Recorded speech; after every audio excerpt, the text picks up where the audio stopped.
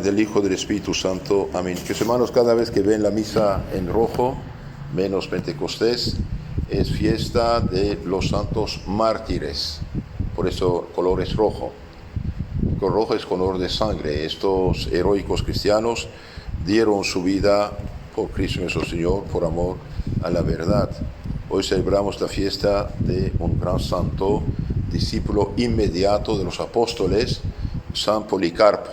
San Policarpo, obispo, discípulo de San Juan Apóstol. Es algo hermoso. Discípulo inmediato, directo de San Juan Apóstol, martirizado en el año 156 en Esmirna, Izmir actual en Turquía, que antes era Asia Menor del Imperio Romano. Y bien, este santo fue realmente un hombre extraordinario. De joven conoció a San Juan, fue su discípulo, más tarde lo hacen sacerdote y obispo. Y cuando empezó la persecución, siempre hubo persecuciones, a veces más digamos, suaves o más violentas, fueron a buscarlo. Y como Cristo dijo, cuando los persiguen en una ciudad, ven otra, se había escondido, fue traicionado por un servidor, un esclavo de la familia. Mandaron la policía, militares de su tiempo, no sabían quién era él, les preparó comida y todo. Después dijo, ¿a quién buscáis? A Policarpo, soy yo. Tuvieron vergüenza de buscar un anciano que les sirvió de comer y de cenar. Dijo, denme un tiempo para rezar y después llévenme. Lo llevaron a la ciudad. Allí vino, digamos, el juez, el alcalde responsable, lo puso en su carro de caballo, tratando de persuadirle que renegara de Cristo. Por tu edad, no afronte la tortura, etc., o renega de Cristo. Él dijo que no, soy cristiano desde joven y no puedo. Entonces lo menospreciaron, le echaron bajo del carro, cayó, se hirió, lo llevaron al anfiteatro. Muchísima gente, como estadio de fútbol actual, de hecho es copia del anfiteatro romano, el estadio de fútbol. Entonces empezaron a gritar contra él. El juez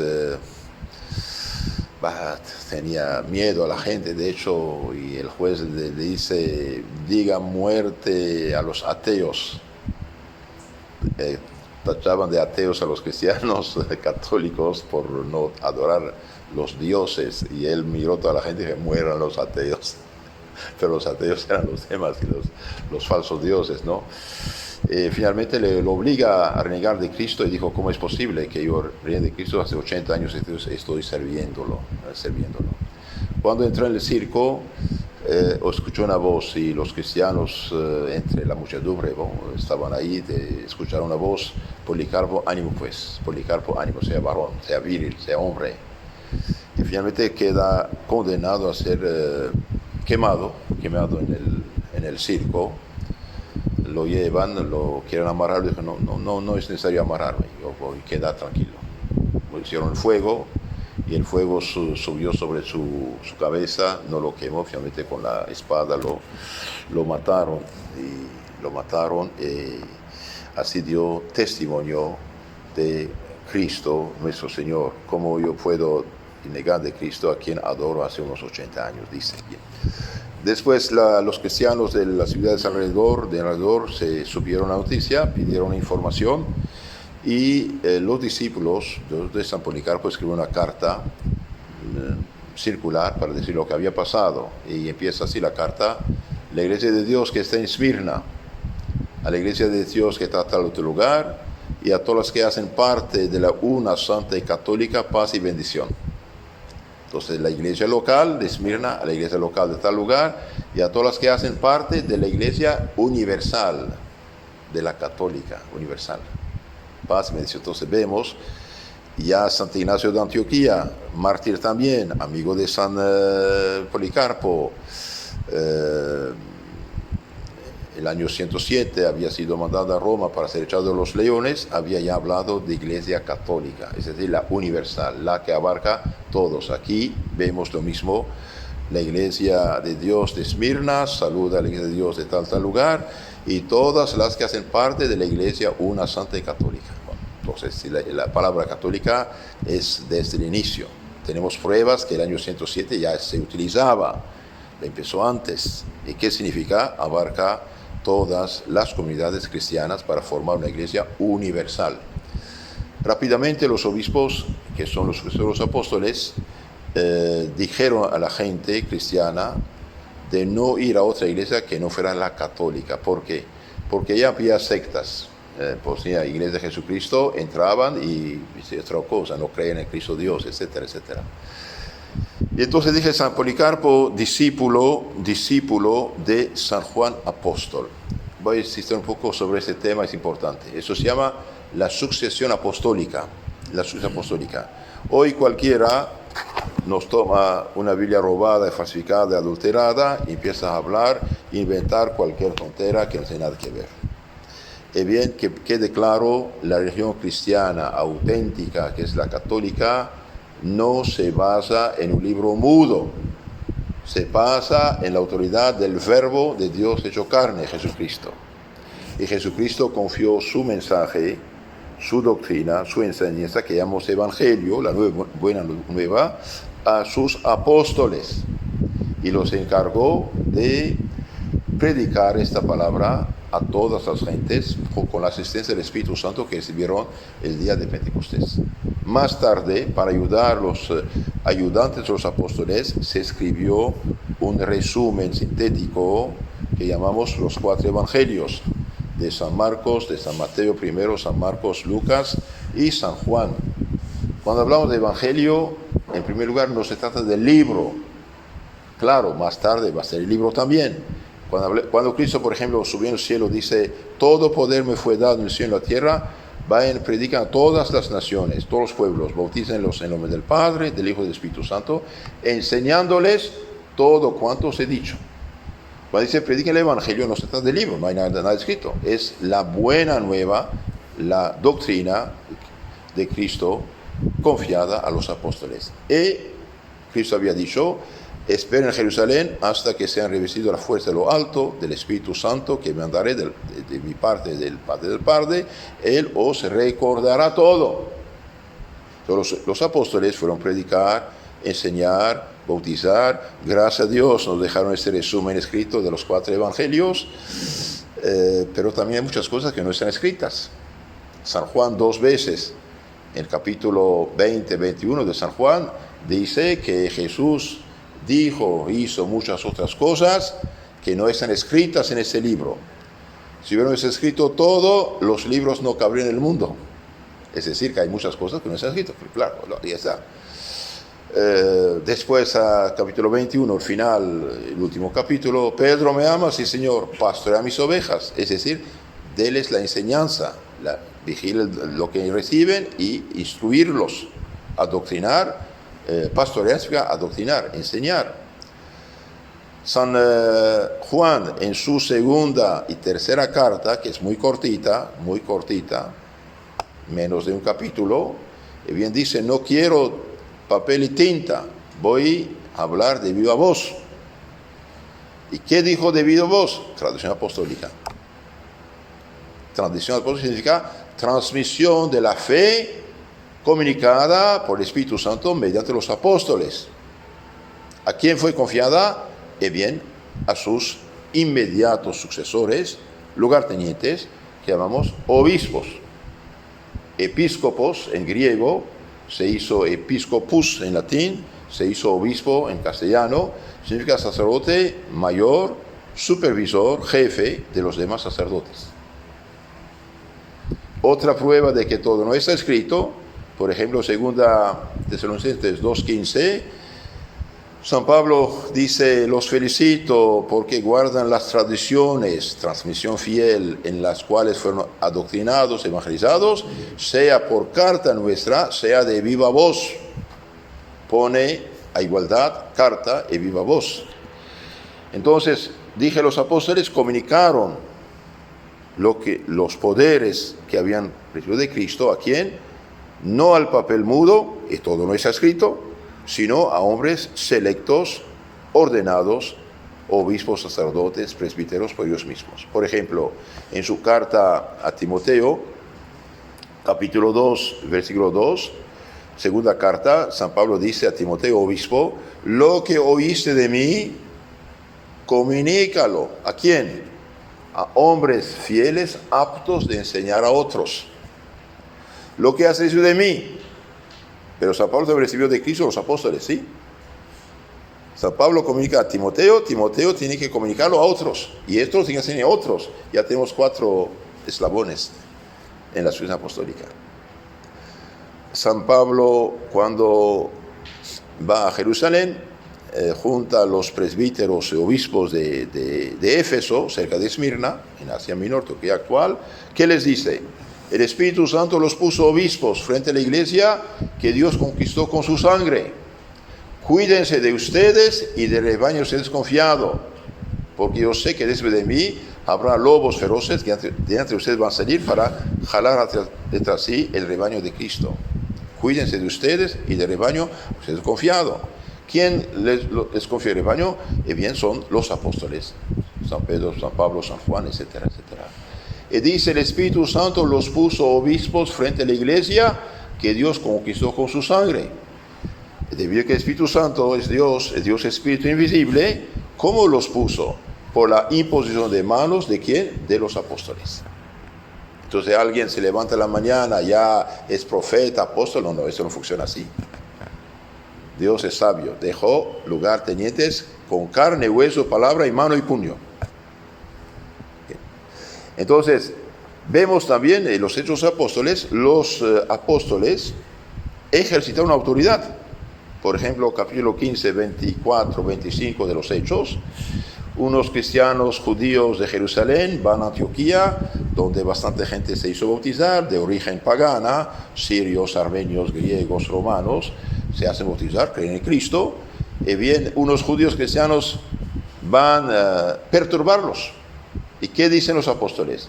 Intervienen, porque esto después fue denunciado a los apóstoles que estaban en Jerusalén, y bien los apóstoles escriben una carta, la mandan con San Pablo y Bernabé, y dicen, gente sin nuestro conocimiento y nuestra autorización, fue perturbar a ustedes, no les hagan caso.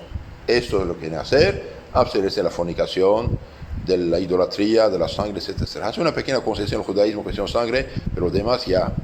Bien, entonces vemos que los apóstoles que recibieron de Cristo poder de predicar, poder de bautizar, poder de perdonar los pecados, San Juan capítulo 20, 21, poder de pastorear el rebaño, San Juan capítulo 21, poder de representar a Cristo, quien a usted escucha, me escucha, quien usted rechaza, me rechaza, poder de bautizar, predicar, etc. Los apóstoles comunican estos poderes a hombres selectos que llamamos obispos. Lo dije ya, 2 Timoteo 2:2, lo que oíste de mí, comunica a los hombres aptos de comunicar a otros. Y Hechos 20:28, el Espíritu Santo los puso obispos frente a la iglesia que Dios conquistó con sangre, cuídense de ustedes y del rebaño. Y también 1 Timoteo 6:20, ¿qué dice San Pablo a Timoteo? Cuídese, dice, guarde el depósito, cuide el depósito. ¿Cuál depósito? Depósito de la fe. Entonces, lo comunicado, la doctrina cristiana es un depósito que Cristo confía a los apóstoles con los sacramentos y la enseñanza. Los apóstoles confían a los primeros obispos, Tito, Timoteo, Silas, Clementes, etc. Y eso siguiente, hasta el día de hoy. Ahora, esos obispos, estos sacerdotes, en la medida que son fieles, cumplen con su deber. En la medida que enseñan el Evangelio sin ninguna falsificación, cambio, tergiversación, cumplen con su deber. Pero en medida que quieran cambiar el Evangelio, modificar el Evangelio según sus ideas personales o las ideas del momento, ya son infieles, ya no representan a Cristo. Así de sencillo. San Pablo lo dijo, si alguien les enseña un Evangelio distinto, diferente, es una doctrina, una enseñanza diferente del que habéis recibido, sea maldito, sea anatema, ni más ni menos. Entonces cuidado que, hermanos, hoy la iglesia está infiltrada por gente que no tiene fe católica, que son modernistas, es decir, ya no creen lo católico, pero tienen mitra, báculo y autoridad y enseñan cualquier cosa. En la vida que lo que dicen, correcto, concuerda con la fe católica de todos los siglos, ok, no hay problema. En la vida que contradicen, bien sea anatema. Así de sencillo. Nadie puede cambiar la fe católica. Si alguien les enseña otro evangelio, no es que haya otro evangelio. Hay gente que tergiversa, cambia, falsifica el evangelio de Cristo, anatema sea. Ni más ni menos. Cuidado. Es algo serio. Regreso a la sucesión apostólica. Entonces los apóstoles dejaron, dije, estos lugartenientes, presbíteros, obispos, presbíteros, diáconos. ¿Y qué hicieron estos? Comunicaron el mensaje a otros. Lo vemos, Santo Ignacio de Antioquía, por ejemplo, que fue echado a los leones del año 107, bien fue discípulo inmediato de los apóstoles. San Policarpo, martirizado en el año 156, discípulo inmediato de San Juan Apóstol. San Ireneo fue discípulo de este Policarpo, muerto en el año 202. Entonces ya vemos que hay lo que llamamos sucesión apostólica. Y esa sucesión apostólica transmite la misión de enseñar, la misión de dar los santos sacramentos, dar el Espíritu Santo, sobre todo ofrecer el santo sacrificio de la misa, perdón de los pecados, dar el Espíritu Santo. Ahora, ¿quién tiene esa sucesión apostólica? Bien, es la Iglesia Madre, la Iglesia Católica. ¿Quién más la tiene? La tienen también las iglesias ortodoxas, como llamo ortodoxas. Por desgracia, esta gente hasta 1095 eran católicos, de liturgia griega, en 1054 se han separado. Pero gracias a Dios tienen la sucesión apostólica. Pero tienen otros problemas, ellos son cismáticos, cortan con la autoridad de Pedro, que es el Papa sucesor de San Pedro en Roma. Este es el problema, y después debido a esto caen en otros errores, por ejemplo el divorcio, volver a casar, etcétera, tienen muy amplias cosas. Los protestantes, ¿qué tienen? Bien, no tienen nada. No tienen nada.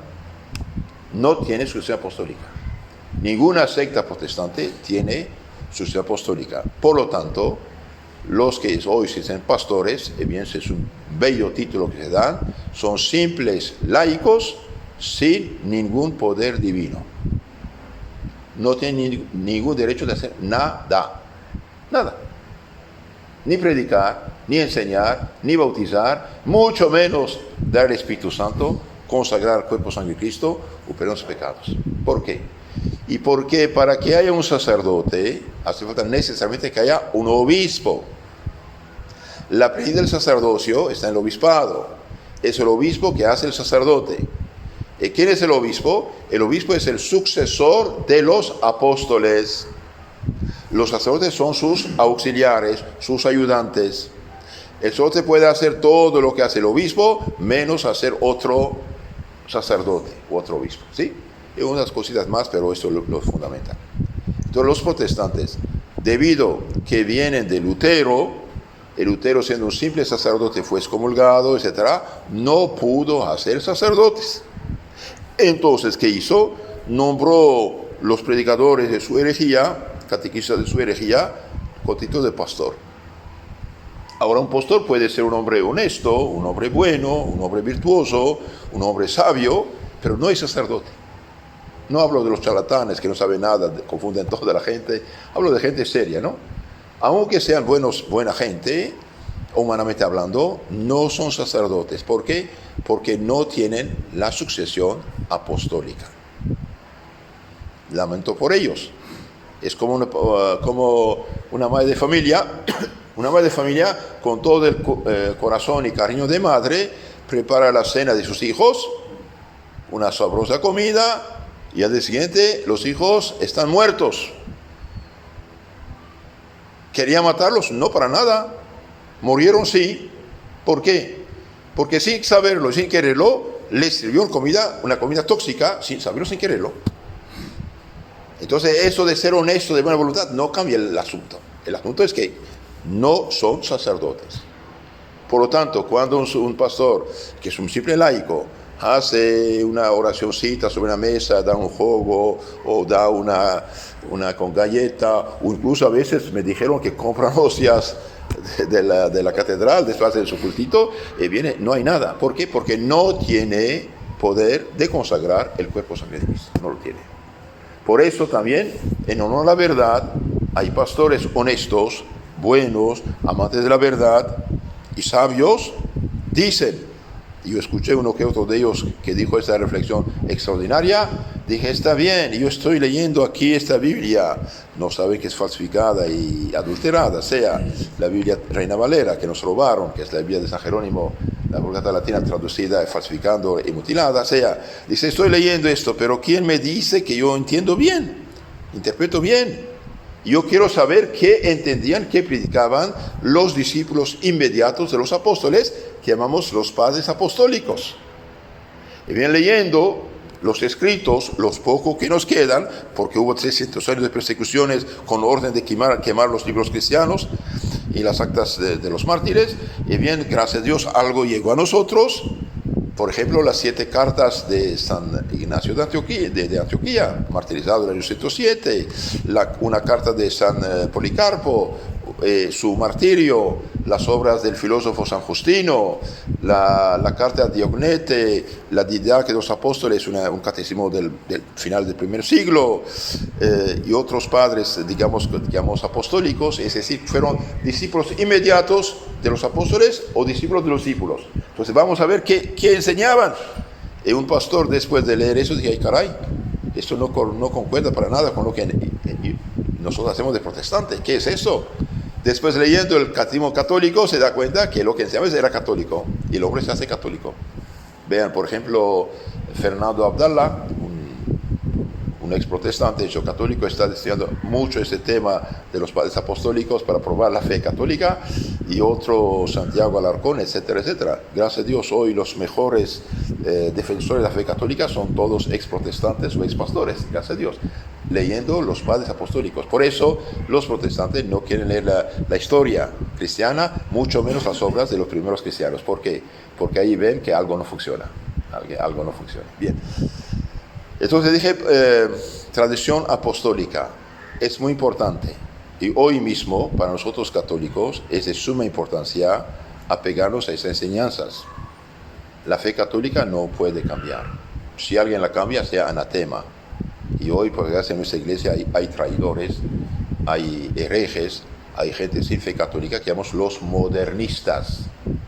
Los modernistas es una secta dentro de la iglesia católica que se autonombró modernista, es de modernizar la fe, y fueron condenados por San Pío X en el año 1907. Dice, siempre la iglesia tuvo enemigos, hoy están dentro, en el seno mismo de la iglesia. Gente falta en absoluto de todo conocimiento serio en filosofía y teología, se hace pasar por los reformadores de la iglesia. Su doctrina es una cloaca de todas las herejías, es decir, todos los gravísimos errores acerca de fe y de la moral. Cloaca. Por gracia de esos modernistas, condenados por San Pío X en su encíclica Pascendi, Pastorea de la Gracia del Señor, en 1907, trabajaron bajo el agua en los años 30, 40, 50, 60 del siglo pasado, lograron hacer penetrar sus ideas en la iglesia mediante el Concilio Vaticano II, que es pastoral y no dogmático, por eso puede tener errores, y hoy están en el poder en la iglesia. Pero son astutos. En un texto, por ejemplo, ponen una página súper católica. Nada que decir, todo católico. En la página siguiente, sin embargo, etcétera, etcétera, y después empiezan a poner su veneno. Es lo que está pasando hoy en la iglesia, mezclando las cosas. Entonces, hermanos, mantémonos en la fe, una santa católica apostólica, la fe de todos los siglos, la fe inmaculada, y esta fe está sintetizada en el credo, está sintetizada en lo que llamamos los catecismos. ¿Cuál catecismos? Los viejos por fecha de impresión. Ahí está sintetizada la enseñanza que los apóstoles, Cristo, los apóstoles y sus inmediatos sucesores, lugartenientes, los obispos, enseñaron primero oralmente, después sintetizada en los catecismos. Por ejemplo, el catecismo romano del Concilio de Trento, el catecismo de San Pío X y todos los demás pequeños catecismos que tenemos, que son nietos de esos catecismos más sencillos. Entonces, no se dejen engañar. Nadie puede cambiar la fe católica. No es porque estamos en el siglo XXI que las cosas van a cambiar. 2 y 2 son 4. ¿Hasta cuándo? ¿Hasta que un loco diga 5? no van a cambiar, será siempre 4, ¿no? Así es la fe. Además, nuestro Señor dijo, cielo y tierra pasarán, mis palabras no pasarán. Entonces, sucesión apostólica significa los apóstoles dejaron lugar tenientes en el obispado. Es verdad, termino con una nota histórica, es verdad que a veces hubo obispos que quisieron cambiar la fe, lo que llamamos los arianos, en el siglo IV. Un sacerdote filósofo negó la divinidad de Cristo, Ario, tuvo partidarios, el gobierno romano, el emperador intervino de este partido e impusieron su idea que negaba la divinidad de Cristo prácticamente al 90% de los católicos. El pueblo reaccionaba contra esto, ellos lo imponían oprimiéndolo de una manera tiránica. Y finalmente, a pesar de haber oprimido la Iglesia a partir de 325, Concilio de Nicea, hasta 381, Concilio de Constantinopla, la Iglesia fue oprimida, el pueblo católico fue engañado, hubo resistencias, hubo protestas, hubo mártires, hubo obispos desterrados y condenados, y finalmente, gracias a la acción heroica de estos buenos obispos, sacerdotes y fieles que defendieron la fe, la fe católica triunfó otra vez en el Concilio de Constantinopla en 381, y todos los sínodos, concilios y credos de estos obispos que se dicen católicos, que eran herejes, fueron echados a la basura. Llegará un día que todo esto pase en nuestra Iglesia católica, todo lo que se hizo desde Vaticano II a la fecha, a la basura. ¿Qué hacemos? ¿Qué hacemos? Y ojalá llegue cuanto antes, para la gloria de Dios, salvación de las almas, y bien de esos pobres modernistas que están llevándonos a la ruina, abusando de su poder. Hablando de poder, San Pablo es muy claro, 2 Corintios capítulo 13, versículo 10, la autoridad que recibe del Señor es para su edificación y no su destrucción. Entonces nadie puede cambiar la fe en nombre de la autoridad. La autoridad es al servicio del bien, de la verdad, de la fe, y no a la destrucción de la fe, mezclando con errores groseros. Que todos los santos papas y obispos y mártires nos ayuden a meter en la fe. Amén.